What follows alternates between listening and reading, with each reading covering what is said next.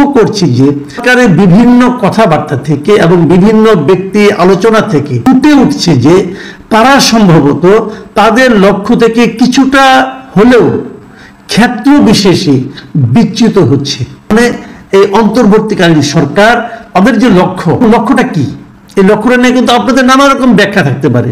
কেউ বলতে পারেন লক্ষ্যটা সংস্কার, কেউ বলতে পারেন যতদিন থাকা যায় ক্ষমতায় সেটাই থাকার লক্ষ্য, কেউ বলতে পারেন একটা নির্বাচন, কেউ বলতে পারেন একটা গণতন্ত্রায়ন, একটা পদ্ধতি তৈরি করা যে পদ্ধতির মাধ্যমে দেশে একটা স্থায়ীভাবে গণতন্ত্র তৈরি। এই লক্ষ্য কিন্তু পার্সন টু পার্সন ভ্যারি করবে। বিএনপি কি মনে করছে? বিএনপি মনে করছে কিছু সংস্কার এবং সেই সঙ্গে নির্বাচন। তো বিএনপি ওই প্রেক্ষিতে বলেছে যে এই সরকার তাদের লক্ষ্য থেকে কিছুটা হলো বিচ্যুত হচ্ছে। এটা কিন্তু একটা বড় অভিযোগ এবং সবচেয়ে বড় দলের সর্বোচ্চ নেতার কাছ থেকে এই অভিযোগটা এসেছে। বলবেন যে উনি তো সর্বোচ্চ নেতা না, উনি তো ভারপ্রাপ্ত চেয়ারম্যান তো একজন আছেন, চেয়ারপারসন, হ্যাঁ আছেন, চেয়ারপারসন কিন্তু ওনার কাছেই আছে। কাজেই উনি যে কথাগুলি বলেছেন এগুলো হয়তো চেয়ারপারসনের সঙ্গে আলোচনা করেই বলেছেন, একই বাসায় থাকেন যেহেতু, এখন তো দূরে নেই। কাজেই আমার ধারণা এটা বিএনপির সর্বোচ্চ নেতৃত্বের কাছ থেকে এই অভিযোগটা এসেছে অন্তর্বর্তীকালীন সরকারের প্রতি। অন্তর্বর্তীকালীন সরকার এটাকে গুরুত্ব দেবে নাকি দেবে না? মনে করি দেওয়া উচিত।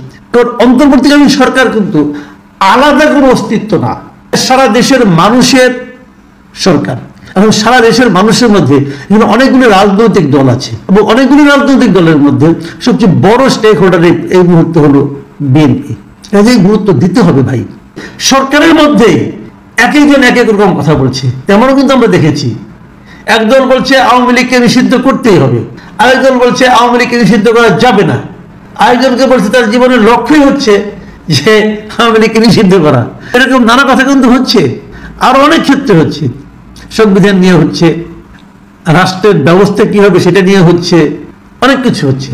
আবার উনি আরেকটা কথা বলেছেন, যখনই রাজনৈতিক অস্থিরতা থাকবে, রাজনৈতিক স্ট্যাবিলিটি যদি আমরা নিশ্চিত করতে না পারি, তাহলে আমরা যতই সংস্কারের ঘোষণা করি না কেন কোনোটাই সফল হবে না।